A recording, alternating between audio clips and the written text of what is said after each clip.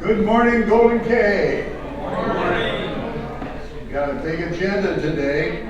Going to start off with Ron Black with God Bless America, the Pledge of Allegiance, and the Kiwanis Pledge.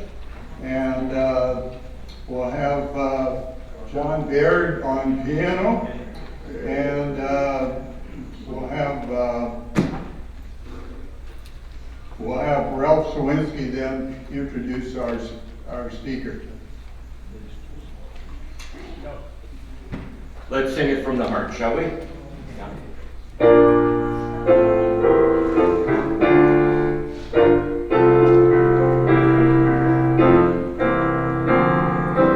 God bless America, land that I love. Stand beside her and guide her through the night with the light from above. From the mountains to the prairies, to the oceans, white with gold. God bless America, my home sweet home. God bless America, my home sweet home. And the pledge.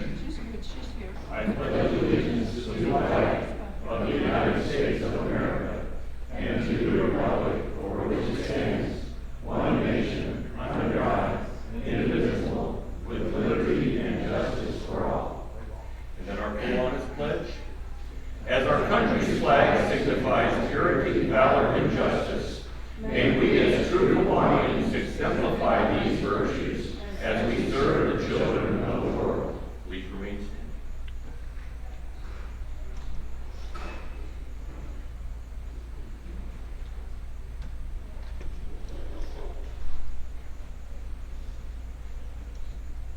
Shall we pray? Heavenly Father, we thank you for your guidance and for giving us the strength so that we may serve the children in our community. Help us to understand that it is only by serving others in your name that we find love, kindness, and compassion. We ask you to watch over all of our members, provide healing for those who are sick and unable to be here today. With grateful hearts, we ask you to bless everyone in this room. In Jesus' name we pray. Amen.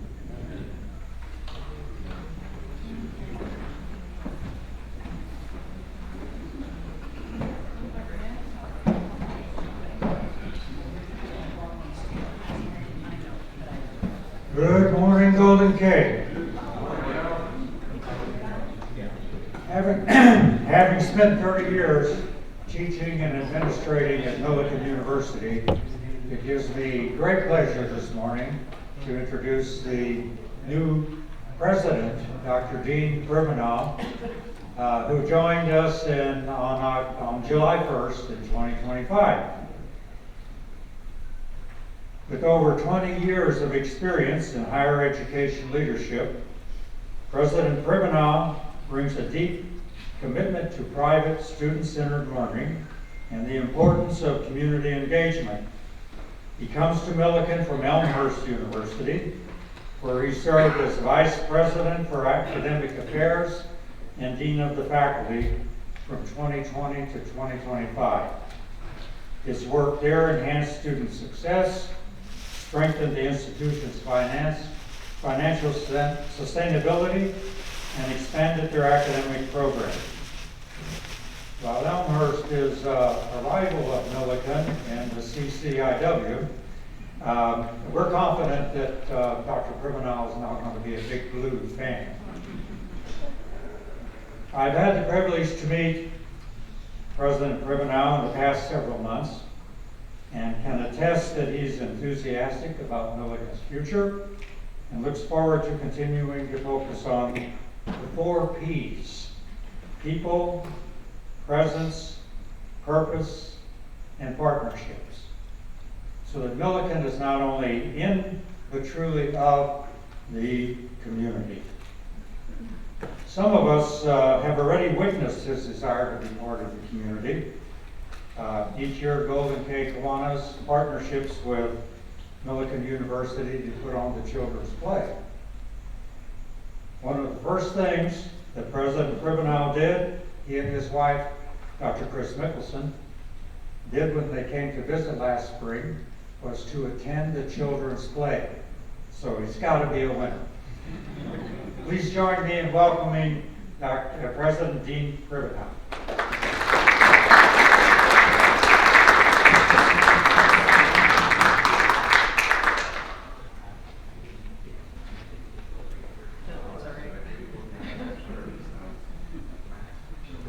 Well, I don't know, I dropped all my notes as soon as I stood up here, so I might be winging this, actually.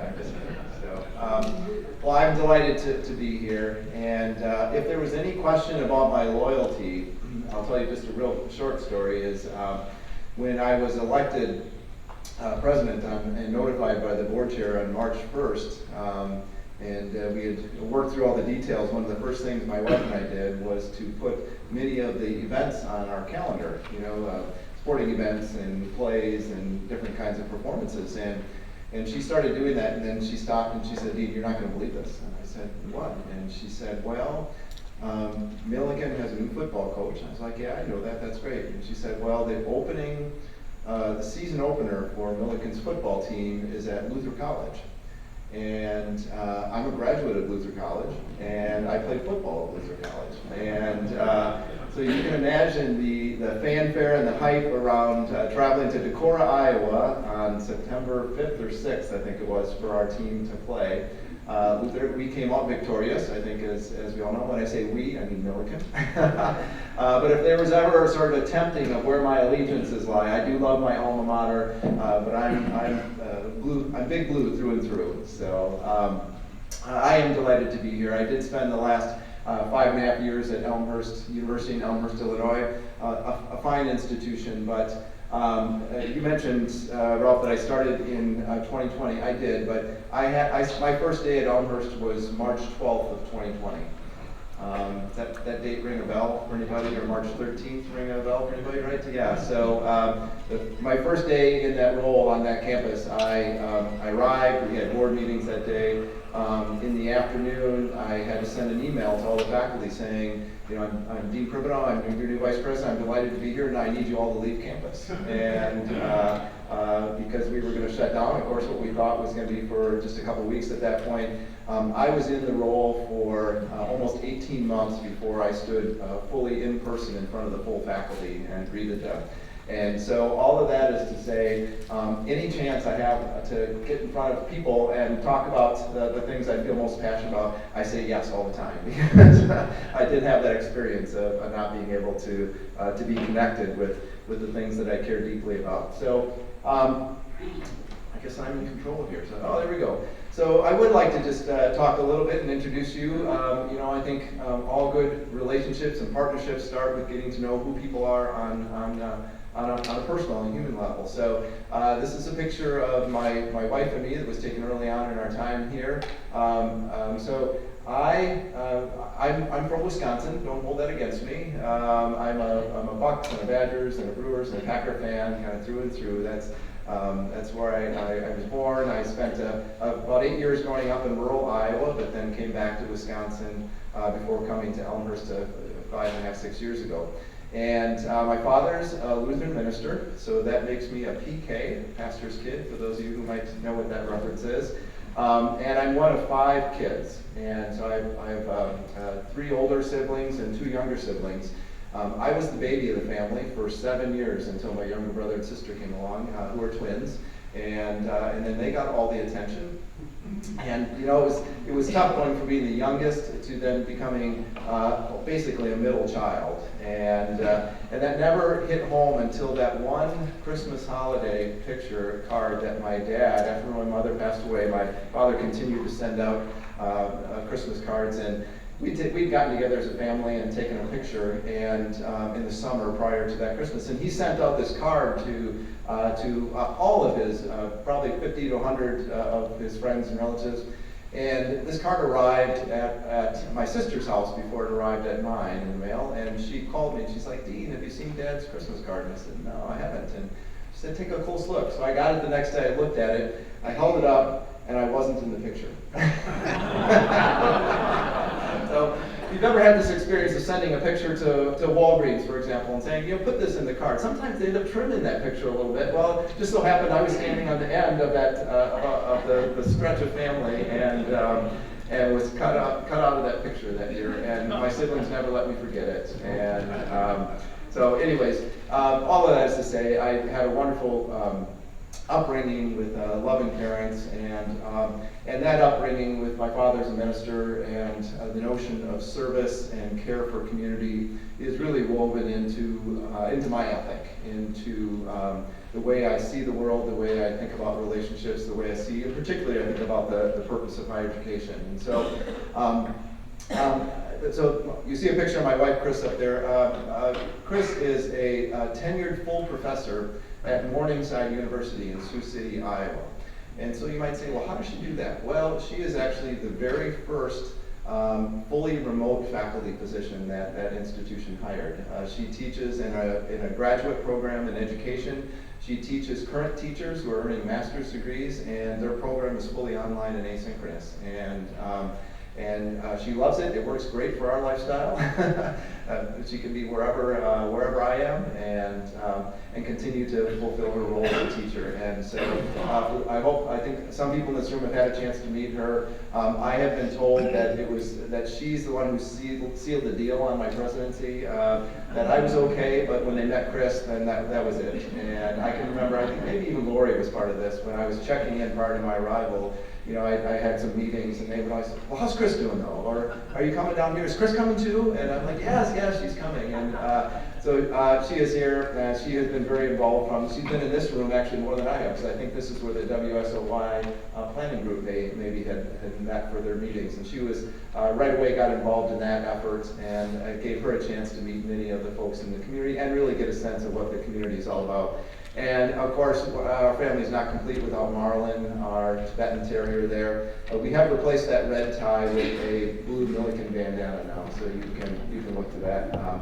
But one of the things that as I sort of roll out of the introduction, talk a little bit about a few more substantive things, is this sense of belonging. We talk a lot about belonging on our college campuses, the importance of creating connections for our students when they arrive, to making sure that they feel like they belong and that they have a place and that they matter. We talk a lot about that. Well, that's also important for presidents and for faculty and staff, is that creating that sense of belonging. And I will say that people say, what has most surprised you since you arrived here? The warmth and the connection, the hospitality, the greeting that has come from the Decatur and the broader community has overwhelmed us. People have been so friendly, so willing to show up and greet and offer support and resources along the way. And so all of you probably know that already and have experienced that in various ways. But in short order, Chris and I have felt that from the get-go, and that has been very, very meaningful to us. So I want to start off by talking about the things that matter most to us on our campuses, which are students. We get a lot of questions about what's the incoming class look like, and so I do have just a few slides.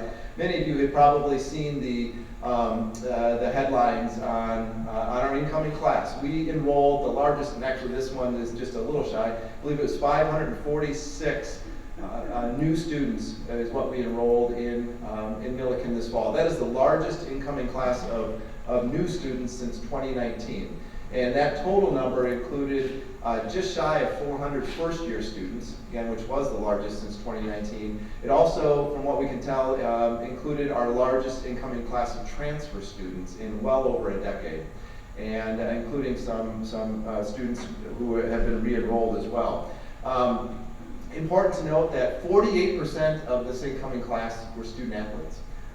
Which I believe is probably, Lori, probably one of the highest percentage of incoming students. And that gives you a little bit of a sense of where some of the emphasis is. We have, of course, the landscape of college athletics is shifting all the time, but we know that students who come to a place like Milliken One of the things we say about them is they don't have to choose this or that, they can choose this and that. So they can choose to be high quality and excellent students and student athletes and involved in music or theater. And that's one of the things that we certainly are excited about. And you maybe saw some of the headlines that we are adding 2 new sports starting in the fall of 26. We are launching women's wrestling and women's flag football. Women's flag football, if you don't know, is Lori, the fastest growing sport in Illinois or in the country? I don't even know. In Illinois, the fastest growing high school sport. And so we wanted to be as close to the front end of adding that sport on our campus because we know it's going to attract, again, both excellent students that can be successful and student athletes. It still is the case that we enroll about close to 75% of our students come from Illinois, come from the state of Illinois. And so what I love about that is, again, we are Decatur's university and we are Central Illinois' university. We're Illinois' university in some ways in terms of when we think about who we enroll, who we educate, and then certainly what happens to those students once they graduate. In addition to learning that in Decatur everybody knows everybody, and half of the people are related to one another in one way or another, well more than half of those people have some connection to Millikin. And having been at institutions where we graduate those students and then they leave and they go to other parts of the country or world, I've been amazed at the number of people in this area who have graduated and stayed, or maybe graduated, left, and come back. And it's always, yeah, I graduated from Millikin, my parents graduated from Millikin, my sister, my cousins, I met my life partner at Millikin. So that connection, to me, is a signal of strength, I think, in terms of the overall impact that we have. That said, of those remaining 25%, they come from 31 states across the country. Sorry if this is a little bit smaller print for you to read, but this gives you a sense of where it's a little bit small for me to read too, actually. So, but people often say, what high schools do you come from? Our top 15 high schools, you can see, are represented there. Many in Macon County and Cook County. We got MacArthur and St. Teresa and Sullivan, Taylorville, Warrensburg, Meridian. So you can see where we're drawing a lot of those from. And then in terms of transfer institutions, we have them coming from a lot of the, certainly from some four-year institutions, larger ones like Eastern Illinois, Southern Illinois University, Edwardsville, but you can see the increase of the presence of the community college. So Lincoln Land Community College, Illinois Valley Community College, Illinois Eastern. So that represents our commitment to forging partnerships with those community colleges to say, when those students go there and they complete a 2-year associates, we want them to come to Millikin. We want them to be part of a pathway to our institution to be successful and graduate with their bachelor's from us. In terms of areas of study, you can see this has probably shifted over time. 20% of this incoming class intends to major in business. And do we have is there a retired business right there? I knew we had at least one. 11% in nursing, 9% in theater, 8% in exercise science and sport, and 4% in exploratory, which is what we use to refer to people who come in a bit undecided or have multiple interests that they want to consider. And so, again, this represents a little bit of a shift. This gives you a sense of who some of our students are. We love our students. We love their engagement. We love the ways in which they express them on campus and the inspiration that they give us all. So Rob mentioned this idea of this 4 Ps, and when I started, I sent an email to campus on July 1st, and I said, here's what you can expect from me. I'm going to use these 4 points as my guideposts, if you will. This notion of presence, of purpose, of people, and of partnership. And I said, I'm going to embrace these notions, and I'm encouraging you to do the same. I heard early on is that the campus and the community was looking for a leader who was going to be visible, was going to be present, was going to be engaged, was going to show up where they were expected to show up and be a part of things. And I heard that loud and clear. And fortunately, that's sort of how I approach my work. And so I've tried to do that, and I'm getting some at least early indication that people are appreciating the fact that I see the importance of being present.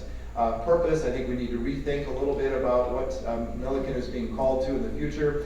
People certainly were paying attention to our enrollments and the ways in which we support people, and then this notion of partnerships. And I would like to just take a couple minutes to talk about these. First of all, I want to talk a little bit about people and purpose. And when people say, you know, what is most central to you? Well, our why is really our students. And just a few weeks ago, we had this, for me, I had this exquisite experience. Chris and I host at the President's House all first-year students, all maybe not quite all 393, but close to it. About over the first 5 weeks of the campus, we invite students in groups of 25 to 35 to come to the house for a meal. And they love the chicken and the potatoes, the vegetable. We get tired by about week 3 or 4 of that, but they love it. And they come and they bring their energy and they talk about what they're interested in and what they're thinking about, the music they're listening to, and they ask us questions like, what the heck does a president do anyway? And it was wonderful. So September 29th, Monday, September 29th is when we had the last of those meals. And it was great to get to know the students that way, and I think for them to see the President's House and get a chance to visit with Chris and me and see Marlon and play some yard games and everything else, it was quite fun. Well, that was also homecoming week, so we started the week with that last meeting with our students, our why, and hearing about their ideas and passions. We then entered that weekend, and on Friday night hosted our alumni awards banquet and ceremony on Friday night. It was homecoming weekend for us. And at that meeting, we got to hear more about our legacy, Millikan University's legacy. Our legacy, the reason that we exist, is to educate those students so that they go out then and make an impact in their workplace and in the communities in which they live. And we got a chance to hear about that when we featured some of our alumni who were receiving these awards. And they talked about the faculty members and their relationships that they had and the mentoring they received. And they talked about performance learning, this commitment we have to give students as many opportunities as possible to apply what they're learning in the classroom in real world settings. And they talked about their friends, and they talked about being part of an athletic team and part of a fraternity and a sorority and part of a theater group. And for me, I feel like I couldn't have asked for a better week to start with the new students arrive with all this energy and the whole future is ahead of them, and then to end the week with our alum who had such amazing things to say about their experience and the impact that their time at the university had on us. And I just love that. I feel like things have come full circle for us. And I think it causes us to continually to reflect on our purpose. How does what Millikan focused on 10, 20 years ago, how does that need to change moving forward? And for me, I frame this in terms of vocation and calling. So what are we being called to as a university? And I think we need to rethink that. I've used a phrase on campus called being student ready. And there was this notion in the past of, you know what, college and universities, we had our expectations, we were fixed, and students were either going to be college ready or they weren't. And so it was completely up to them to meet every expectation, and they had to do it on their own, and if they couldn't, well, then maybe they weren't meant to be here. And I think I've asked us to kind of flip that notion on its head a little bit and to say, not what do students need to do to be college ready, but what do universities need to do to be student ready? And I think my point on that is the demographics of who's coming to college has changed. And one of the more significant ones that we're noticing is first generation. Almost 35% of the incoming class of new students this fall are first generation. They've not had anybody in their family go to college. And so you think about, I mean, I'm not a first generation student. My father went to college, my older siblings went to college. So when it came time for me, I had people in my family who could say, Dean, make sure you do this. You know what? Go visit your faculty members. They're going to have office hours. They want you to come visit them. You know what? Make sure you study, but make sure you do these other things too. We have, with these first generation students, they're coming and sometimes they don't have that full understanding of, oh, you mean I can go talk to my faculty member during their office hours? Or, oh, you mean there is this thing over here called a math lab that can help me understand how to do better in math? And so those are just a couple small examples. I think part of our calling is to be more student ready, especially when we think about the first generation students that we need to educate. Over the last number of years, we've hovered right around 80 to 100 graduate students. I believe for us to continue to exist well moving forward, we need to think more about our graduate programs and the ones that we offer. And those are going to be primarily in the areas of our professional offerings. We do need to expand our offering in health sciences, particularly in our nursing program. We did add recently a master's in athletic training that will soon be accredited, and we believe that we're going to have great potential for enrolling more students in that area. I think our School of Education also needs to explore a few more graduate program opportunities. And we're poised to do some of that. Institutions like Millikan that have our profile and our quality, our reputation of academic offerings are poised to do that pretty well. And then I already mentioned our transfer students. I think that's going to become an increasingly popular pathway for us. And we have forged articulation agreements with many, many of these institutions. We spent, about 10 of us spent a day down at Robinson, Illinois, I believe, the Illinois Eastern Community College. Down there, they have 4 campuses. They are eager to partner with us and start to send some of their students to us after they completed their associate's degrees. And so we're really excited about what that can mean for us. The next thing that I just wanted to talk about is this notion of partnerships and presence.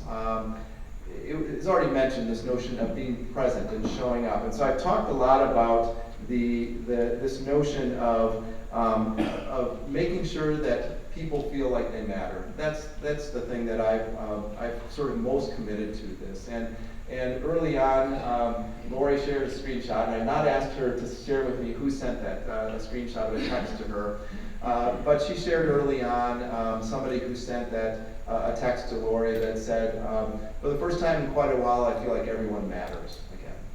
And for me, that signaled a campus that was maybe feeling a little bit hurt, that had a little bit of a tumultuous year last year that they were working through.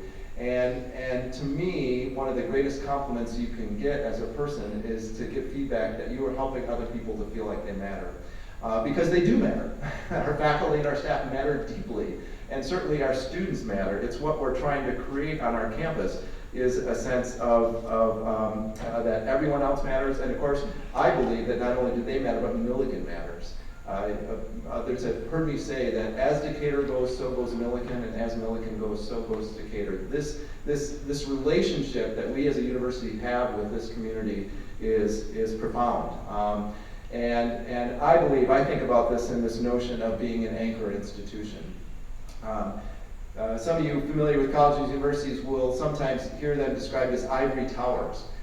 This notion is that colleges and universities are set off from communities, and it's hard for people to access them or understand what they're all about. The flip of that, I believe, is that you are an anchor institution. You have grounding and rootedness in a community, and your boundaries are permeable. And that is indeed how we believe we are. We want people on our campus as much as possible. We want people to see Millikan University as their university and have access to our resources. And conversely, we want the community to see us as not being just in the community, but of the community. And when you're of the community, it means you show up. You show up, you participate, you care deeply about what's going on in the community, and you demonstrate that by investing your time and energy and commitment to doing that. And early on, we have a few examples of that. I challenged the community early on to be full participants in the WSOY food drive. I believe this is, if not it's the top single day community food drive in the country. And we set I thought, a reasonable goal of 5,000 pounds or dollars. I'm happy to say that we reached 8,000 pounds and dollars as our commitment. So we well more than passed that goal. An important goal. I think more important, though, is I saw the campus community come together. We had students up at 7 o'clock on a Wednesday morning, waiting out in front of the University Commons, taking food out of people's cars as they were driving through and picking it up. We had parents of some of our student athletes challenging other parents that when they came to an athletic event, bringing food and dropping it off. We had our marketing department challenging our advancement department to bring in resources and donate money. And it was just a wonderful, cohesive moment on campus to come together and know that together we can make a difference in the community. I think the only thing that maybe surpassed our goal of $5,000 to $8,000 was the fact that at 6 o'clock on Friday morning, October 3rd, we had students out in the Kroger parking lot at 6 a.m. on Friday morning after a Thursday night. All the cheerleaders were all dressed up, and we had student athletes, student leaders all there helping to deliver the food. And so that may have been my greatest accomplishment so far as the president, is getting those students there at 6 a.m. on a Friday morning. So. We also are at the table. We had Darren Reynolds and Larry Osborne, two of our trustees, who wanted to restart the Milliken Decatur Executive Association, and so they invited us to be at the table for that. Julian Shields, who heads up our Center for Entrepreneurship, has really reignited that group. We had a wonderful meeting last month. We have another one coming up on cybersecurity and quantum computing. We are forging deeper connections with our community colleges. We are exploring the potential of bringing a Prospect League baseball team to town that will be using our ball diamond and things to, we think that is going to be a wonderful contribution. And we have been actively meeting with the city to talk about neighborhood revitalization and small business revitalization, particularly in the Oakwood area. And so these are just just some examples, and we can think of many more of the ways we are trying to show up and be not just in but of the community. One that I'm really excited about, and I want to ask Lori to talk a little bit about, is a deep partnership with a number of folks, but primarily with the Northeast Community Fund. And that is the launching of what we're calling the Milliken Market, which is a food pantry on our campus. And so, Lori, I'd like you to come up and just maybe talk a little bit about that, because it's very, very timely. And she will be sharing some ideas about how you can all help support that.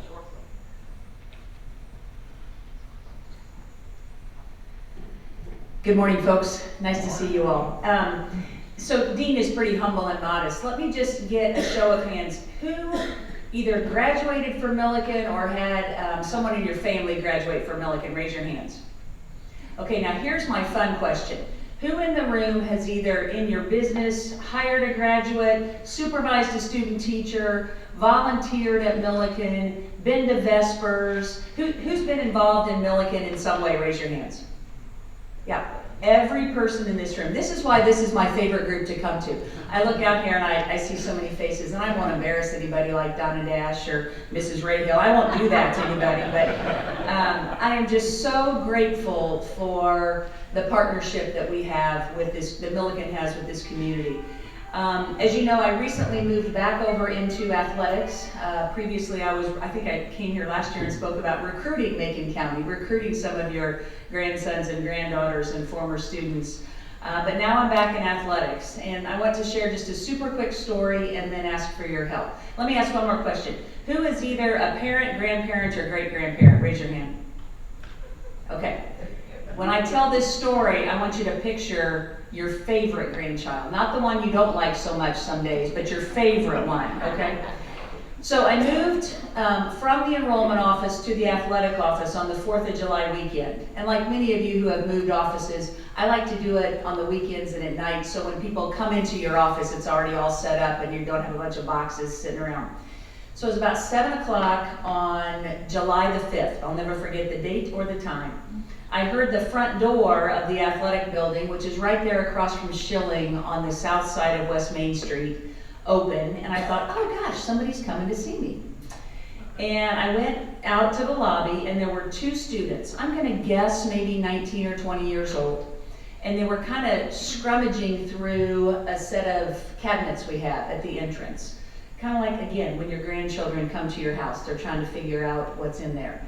And I said, good morning, gentlemen, how can I help you? And they said, Coach, we're so sorry to bother you. Do you have any food?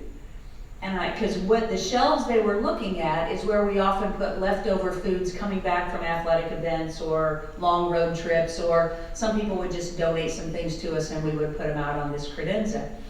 And I said, gosh, it's 4th of July weekend, I'm sorry we don't have anything. And they looked at me in the eye and they said, nothing? You've got nothing? And I said, well, I've got my lunch.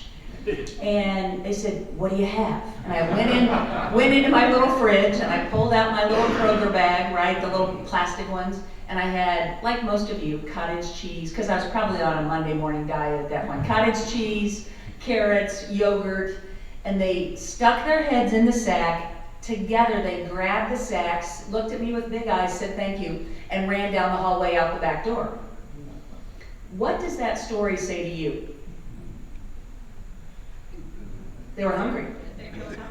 They feel comfortable and they were hungry. Those kids were genuinely, at that moment, food insecure. It was summer, the cafe's not open, teams weren't traveling, I had no food. That moment, July 5th at 7 o'clock in the morning, that moment, it was like a lightning bolt, a higher power, a message. Lord, you gotta figure out something. I had no idea what we were gonna do. But the result is we have now soon, Friday, we will cut the ribbon to our brand new Milliken Market on campus. And here's the amazing partnership I want to share. For anybody who knows Angel Lawrence and Northeast Community Fund and Sharon Bunch, I didn't know how we were going to fill the shelves, stock the shelves. And so I went and asked them for advice. I toured the Northeast Community Fund. I watched them be open on a day. And I thought, how am I ever going to replicate this? And they called me to come back. I took Dean, I took some of his cabinet, and they said, we have a favor to ask. And we were like, oh, they're gonna ask us to bring our students and come and volunteer and, to give to this wonderful organization. And they said, if we provide the food, would you consider opening a market? And we looked at each other and we didn't ask any questions and we said yes, because that's what we were called to do. So what I'm here to tell you today is on Tuesdays and Fridays, on the Milliken campus, we will have a market open. And how timely is this? Because those of you who are watching the news know that SNAP benefits will end, at least temporarily, on November 1st. 41% of college students identify as food insecure. Nationally, 41%. And that's a pretty conservative number. So what we are doing is on Tuesdays and Fridays, students can come through, employees can come through. And they show their Milliken ID and they enter our market and they will be greeted by the most glorious volunteers you've ever seen in your life. They're adult volunteers. Most of them are former teachers, former principals, former business owners. And they'll say, well, hello, John, welcome. What can we do for you today? We give them a bag and we allow them to shop the market. No cost to them, no judgment on them, and they walk out the door, at least for the next couple of days, with food in their pantry and in their fridge. So what I'm here today is to offer you the opportunity. It's not like Golden K doesn't volunteer in this community. I get it. You may be tapped out. But if anyone enjoys and or misses interacting with students, interacting with college students who are going to go out and be a president someday, or be a principal someday, or be a business owner, or a counselor, or go out and do great things in the world, just spend 10 minutes on our campus interacting with a student, and it'll change your life. So, if you would like to volunteer in our market, you don't have to count anything, you don't have to computer anything, you just have to smile. Every once in a while they need a hug. Most of the time they say, how do I cook this chicken breast? Or what do I do with this legume, right? Give them a little advice.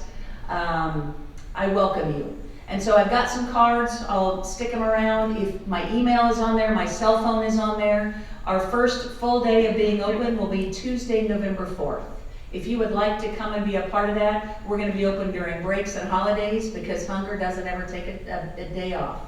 We're going to be open in the summers because our students sometimes find it better and safer to stay on campus than to go back home where they came to us from.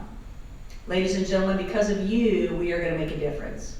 So if you would like to help us out, an hour a week, 2 hours a month, whatever your schedule allows, come on, I welcome you. I'll give you a nice vest like you're a Walmart greeter and you'll have a great time, I promise. Thanks very much for having us. Appreciate you.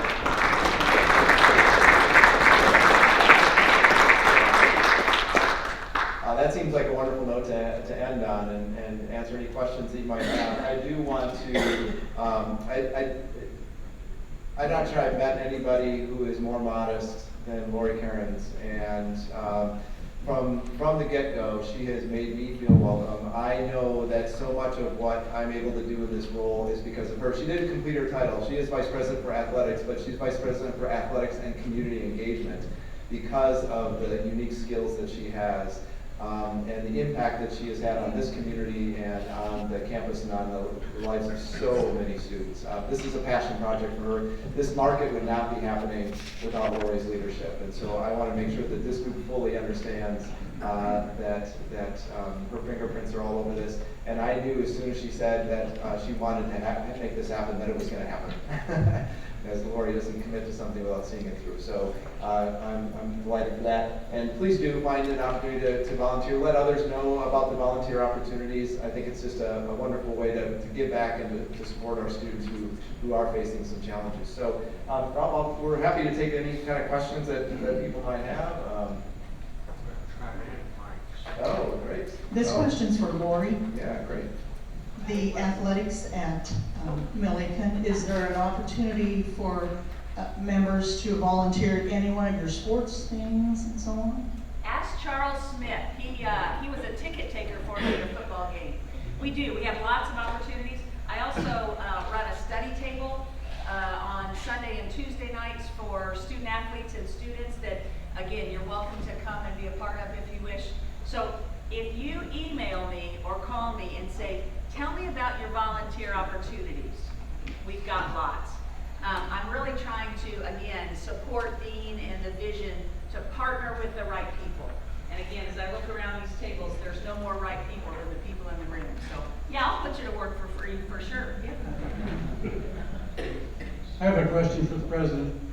Should you be asked by a president in the Southern Illinois Community College how they might best prepare a student for Millikan?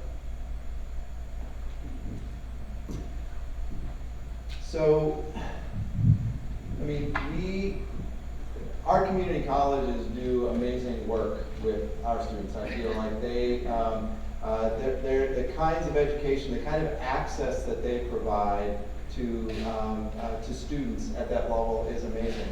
I think one of the best things a president could do is to reach out to some of the four-year institutions like Millikan and say, here's what our students are really interested in and the things that they're passionate about. Help us develop pathways for those students so that they understand when they start their first year at that community college that if they take these set of courses, they're going to have a seamless transition to Millikan, and we're going to welcome them with open arms and help them be successful in whatever field that they're interested in. And so for me, I've always been, sometimes I've experienced that there's competition. People experience competition between large schools and small schools and four-year schools and two-year schools. And I've always been of the mindset, there's room in this landscape for all of us, and we all play an important role. And if we put at the center of that our students and say, what are their needs and what can we best do to help them be successful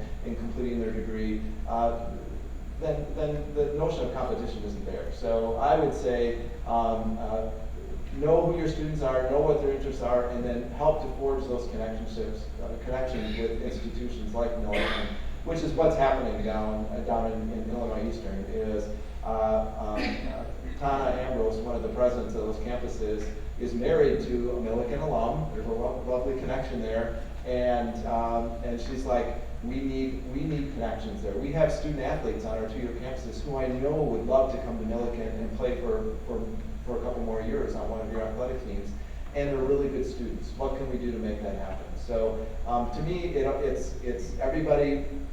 Sometimes people think you need these very sophisticated technological platforms to make all this. No, you need real people reaching out and making real connections and coming together face to face to say, what can we do to support the students? Dean and Lori, thanks so much for your presentation this morning, and thanks to Millikan for everything you do for Decatur. Although I'm not a Millikan graduate in my 40 plus years here in Decatur, I've really leaned on Millikan a lot. In business, I worked with Ed Walker for a number of years. I had an intern every year for over 20 years in the graphic arts, and they were just great students. It was good to get to meet them, and they did a lot of good work for me. You mentioned the MDEA program. I've been in that for close to 20 years, and I do appreciate that you're getting that started back up again. That's going to be really good. Recently, I was involved in the Shoreline 5K and 15K race, And I reached out to Andrew Craycraft, the track and cross-country coach, and he got us 25 volunteers. So thank you very much for that. That was a big help. And as a proud Mantoon High School graduate, I'm always excited when I see R.J. Podesky, who's the dean of the Tabor School of Business. He's a Mantoon graduate, and so very proud of him too. So thank you for everything. Wow, well, thank you for those comments. That's just evidence right there. Get you up here talking about us, so that's great. Thank you for sharing. John, did you have a question? I saw your hand up before. John, you're I good. was just going to ask, what happened to the liberal arts majors? Well, you know, this is a national challenge, right? I'm an English major, and I taught high school English for 3 years before sort of coming back into the higher ed setting. It's just next week I'm giving a talk to another group on the civic purposes of higher education,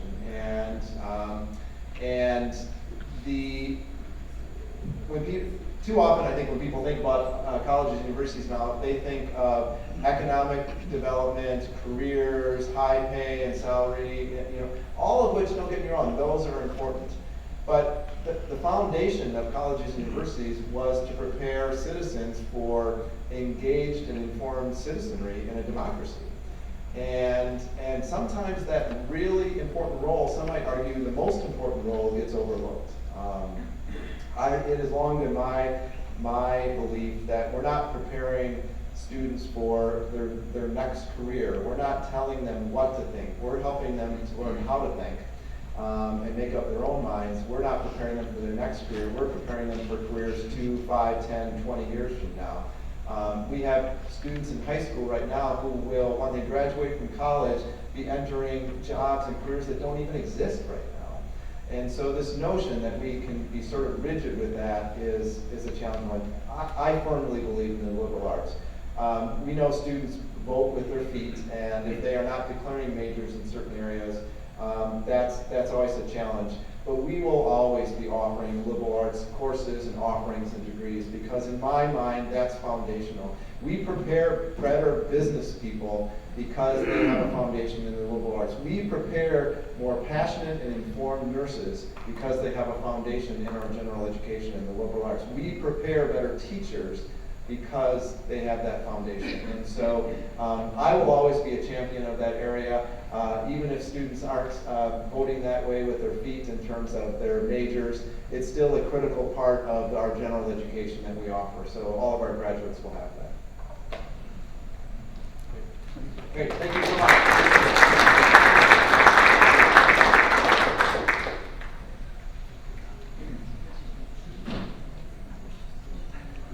We have a certificate of appreciation for both President Pribbenow and for Lori Kerans, who's the Vice President of Athletics and Community Engagement. Thank you, Dr. Czerwinski. Appreciate you. And we also have a pin for each of you.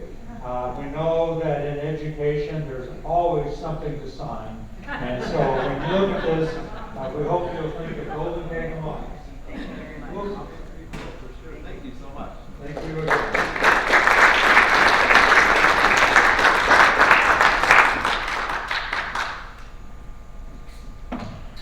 Okay, I think Kathy Seebach has a special award.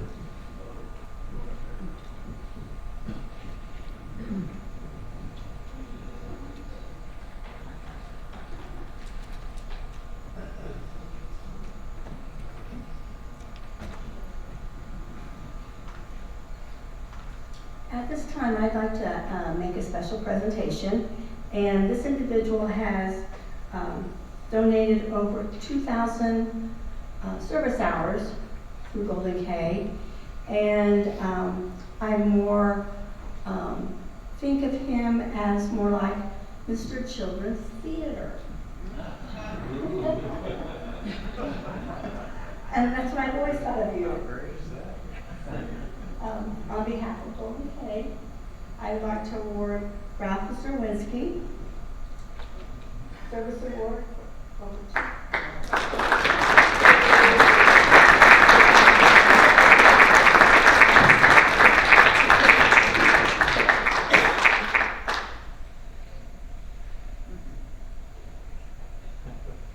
And this is for serving over 2,000 hours. Thank you, Ralph.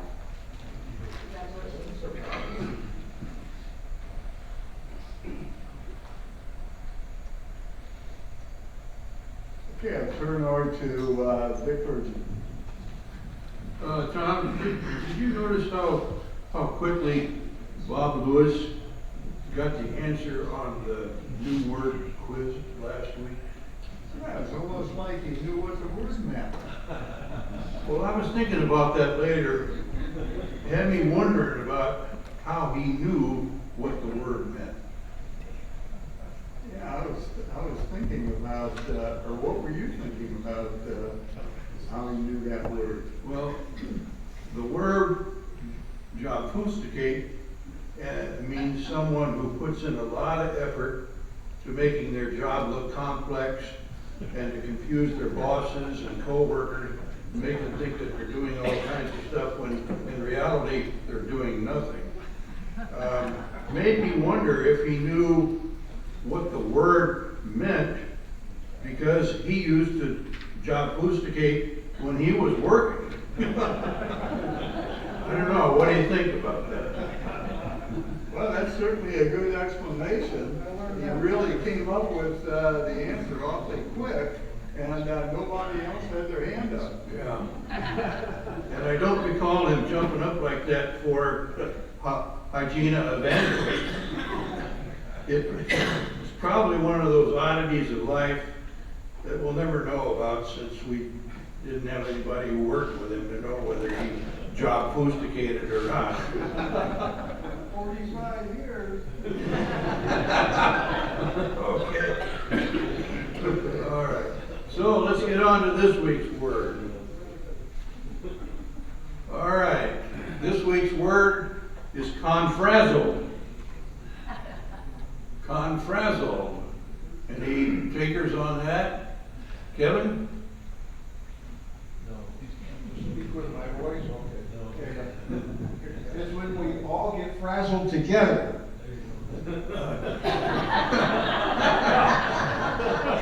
All right, that's good. Anybody else?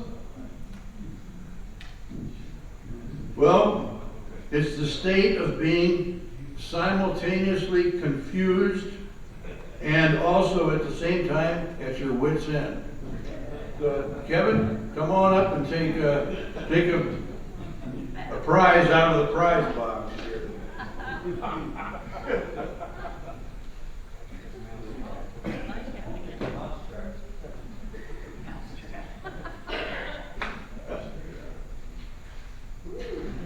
Okay. All right. Okay. Linda, you have the attendance for today? Yes, we have 55 members present with 2 guest speakers for a total of 57. Okay, very good. Okay, Kathy Seebach, I think you've got the health report? Please keep several of our members in your prayers, and if you can, touch base with them or send cards. Kathy Ferguson, she fell in August, and she is recuperating at home, but she would appreciate cards. Al Henricks, he would love to be able to come back to the meeting, so just maybe touch base with him and find out when a good time might be. Betsy Harold, we've not seen her for a while, but if you have a chance to make touch with her, that would be great. It's nice to see Kathy Thompson back after having surgery, and hope that she gets along well and starts feeling better. Please keep Marcia Uptorf and her family in your prayers. Bill Meyer had knee surgery, and he's with the Early Birds. Thank you very much. Okay, good. All right. Birthdays and anniversaries with Kevin Cleary. Birthdays and anniversaries from 11/2 to 11/8. Can't believe it's November already. Birthdays, we have one on the 5th, Dennis Noonan. He'll be 89. Let's sing.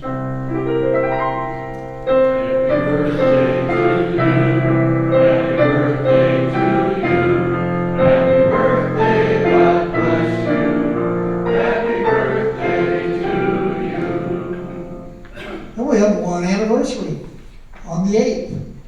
Joe and Marilyn Caputo. It'll be 40 years. Let's sing. Happy anniversary to you. Happy anniversary to you. Happy anniversary, God bless you. Happy anniversary to you. And how about a little quote from Bob Oden? No one can fool all the people all the time. That's why we have two parties.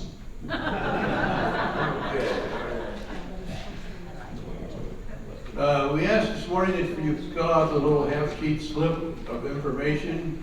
If you've got yours done, hold it up and it'll get picked up. And if you didn't get one, raise your hand, and we'll see that you get one. We're going to use these to periodically pull one out and share the information and see if you can figure out who the person is. So that's what it's about. It's not being sent to the CIA or anybody.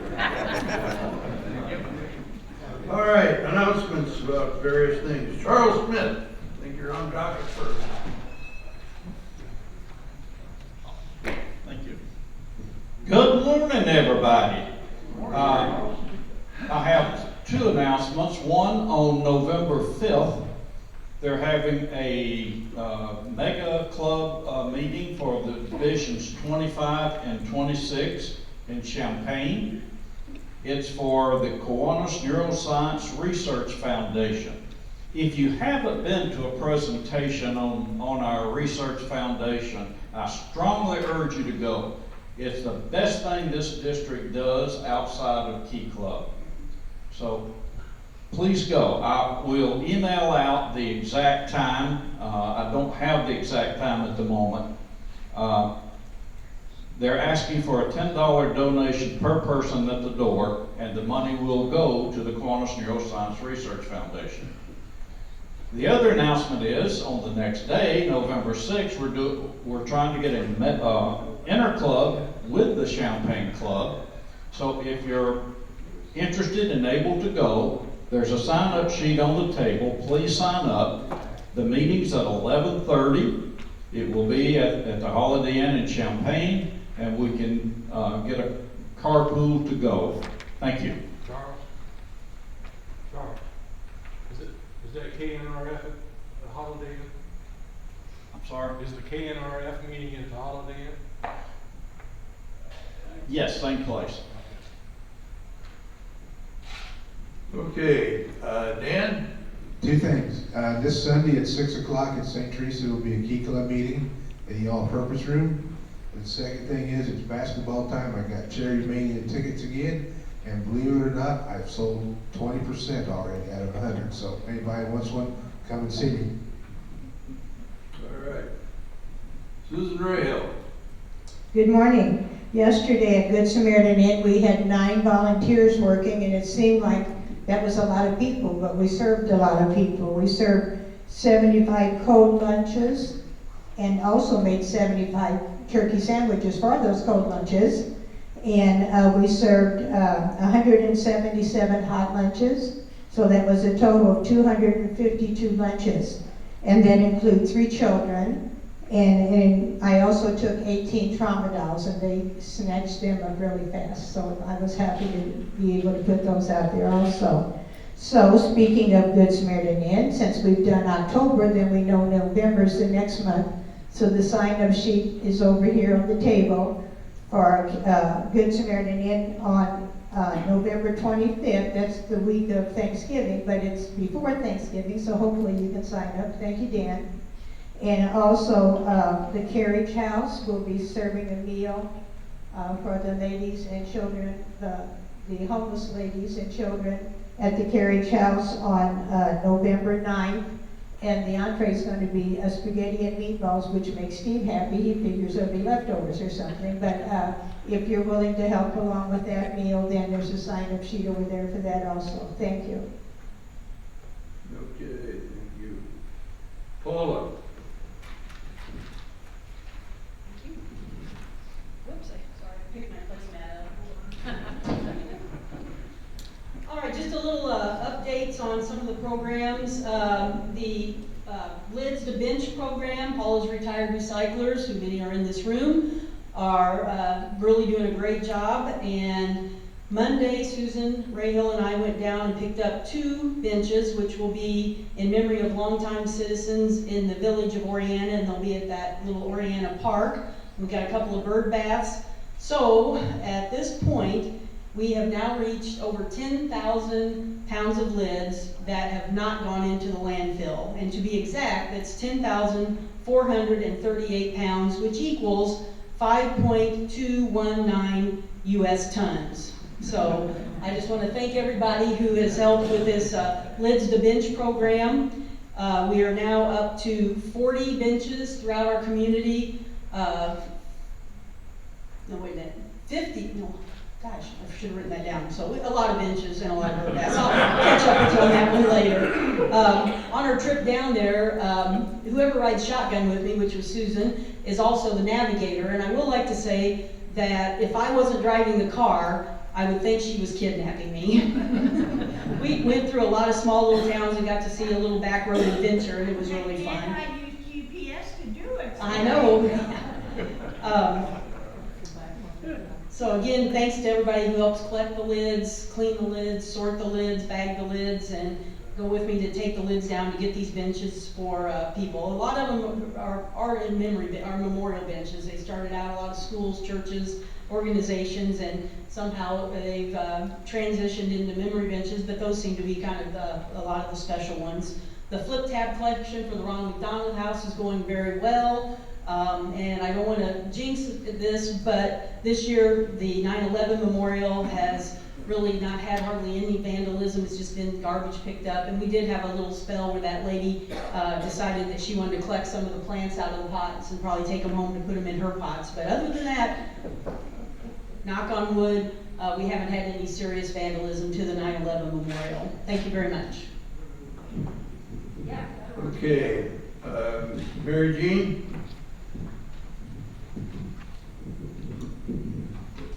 Our Christmas social this year will be on Wednesday, December the 10th at 2 p.m. at the Wagon.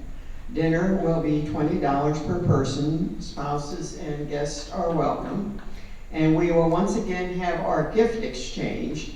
We asked to put a limit of $10 on each one. So I think the people that participated last year had a lot of fun with it. It's a little bit different than some gift exchanges. I won't be here next week. I'll start taking reservations in 2 weeks, which are on November the 12th. Thank you. Okay, thank you. And Jack McCoy? No? Yeah, that was covered earlier with, yeah, all right. Okay. All right. I think, Tom, yours? Okay, thank you. Well, Jack. Okay. Got an announcement here from Rob. Speaking of the children's play, we just got word this week from Denise Meyer that there will in fact be another children's play, and she will be directing, and it will be in the Virginia Rogers Theater on campus, which is fairly new, so many of you who've been on Milliken, like to go to Milliken events, may not have had a chance to go to the Virginia Rogers Theater yet. It's a great experience. It's sort of 3/4 in the round kind of experience. So the play will be on March 28th and 29th. I don't have the exact times at this point. And Denise doesn't know whether she will have the students create it themselves or if they will use a copyrighted play. But anyway, really happy about this. One more year of Denise at least. hopefully many more after that. So we're looking forward to that. Yeah, that's really good news, Ralph. Thank you. I have just two announcements of some thank you notes that I received. One of them is from Operation Enduring Support. We made a donation of $300, and let me read that. It says, Golden K, thank you so much for your generous donation of Operation Enduring Support. We are very appreciative and will use it to offset postage and also purchase items we are short of for the care packages. This is handwritten, so we are grateful for you for all the what you do and to help in all the organizations in our community. Thank you and God bless, and it's from Diane Shaw. The other one is from Crossings Healthcare.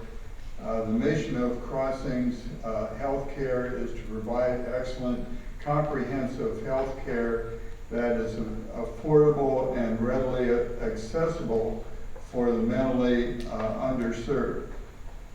The provision of dental services is paramount to this goal. On behalf of Crossings Healthcare and our patients, I would like to express sincere appreciation for Golden K Kiwanis for your generous donation of $5,000. And that's signed by Julie Briley, who's the interim CEO. We are now we're now ready for our 50-50.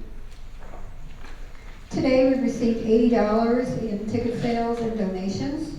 So $40 went to admin, $40 to the pot, which brings the pot to $75. And the last four numbers today are 8371. 8371.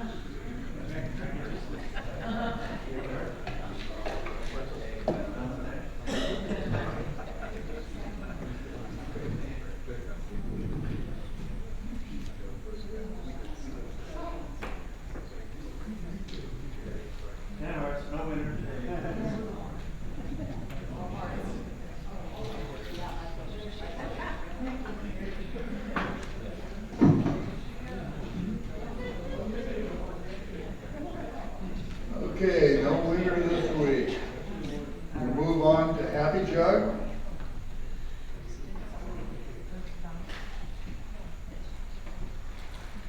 Mark Avery down here is happy.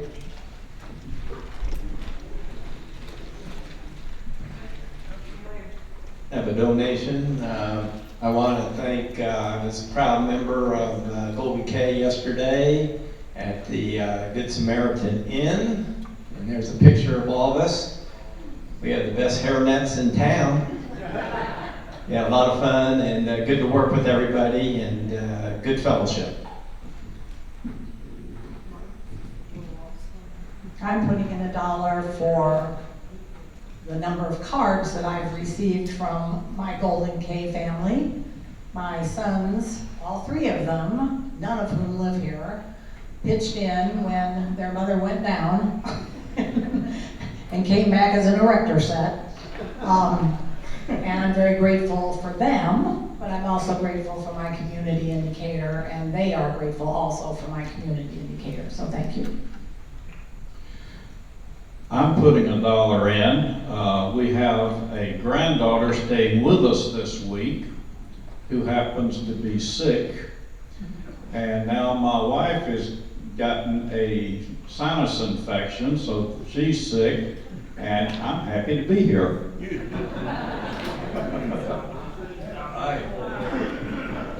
I want to report a special award to me. And I'll tell you why I want to tell about it. It serves for John Dunn for 2,000 hours of volunteering. And the reason I wanted to comment, most of the people have never seen me do volunteer for anything, but there was a time I was younger and I did my job. So, thank you. I want to put a few dollars in the jug here. I have all kinds of things to be grateful for today. I really appreciate the service award. It's quite a surprise. And of course, I was really happy to have Lori and Dean here today and the connection with Milliken. Well, as a new member, as I come in, I don't know exactly where I should sit. So I look around the room, and as I look around today, I see it's mostly tables of men and ladies. Except, we've got one brave lady right here, and we've got three brave men over there. They've got their armor on because they're sitting with the ladies. Thank you.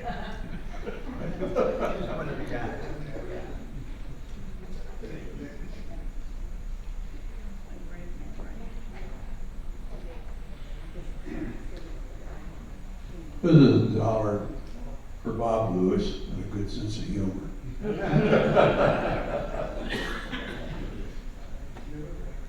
Okay, one back here.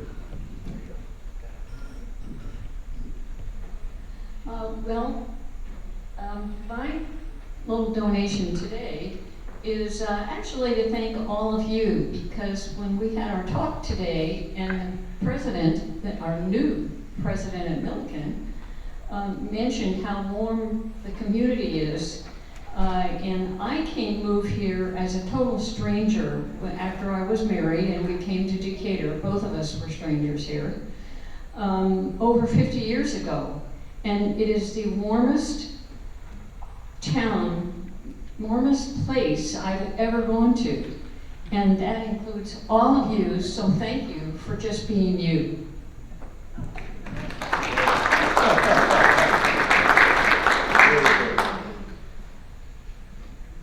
I've got $1 in there for winning this wonderful prize. And,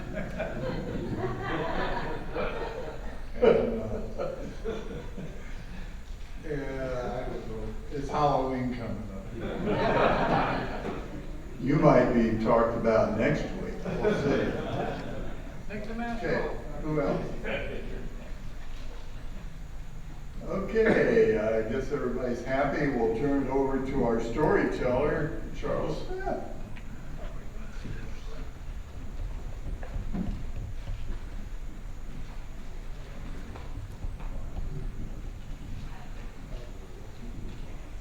Good morning. There was this couple that needed a weekend away, so they were trying to find a place for their 4-year-old son. And her sister and her husband decided that it would be okay if he came and spent the weekend with them. So the little 4-year-old boy goes to his aunt and his uncle's. Now, the mother warned his aunt and uncle that this kid is all boy. He's very active. And sometimes he might say things that are not quite politically correct in polite company. Well, everything went well on Friday. Saturday, his uncle went to work and his aunt had a little social party for her book club out on her deck. Little boy went running out, "Auntie, Auntie, I need to tinkle." So his aunt took him aside and said, "We don't say things like that in public. So from now on, if you have to tinkle, just say, 'I need to whisper.'" He said, "Okay." And everything went well the rest of the day. That evening, they went to bed. Everybody's resting comfortably, and the little boy goes and jumps up on the bed of his aunt and uncle, and his uncle looks up and said, "Is anything wrong?" He said, "No." He said, "Your aunt's asleep, so come and let's be a little quiet." He said, "Okay." He said, "I just need to whisper." He said, well, let's don't wake your aunt, just whisper in my ear.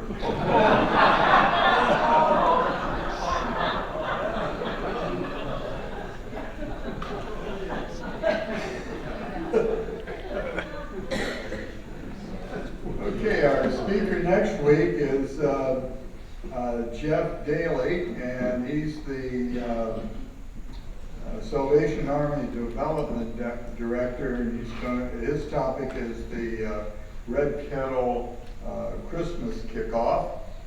And we enjoy changing the world for the better and serving children and others. And we are adjourned.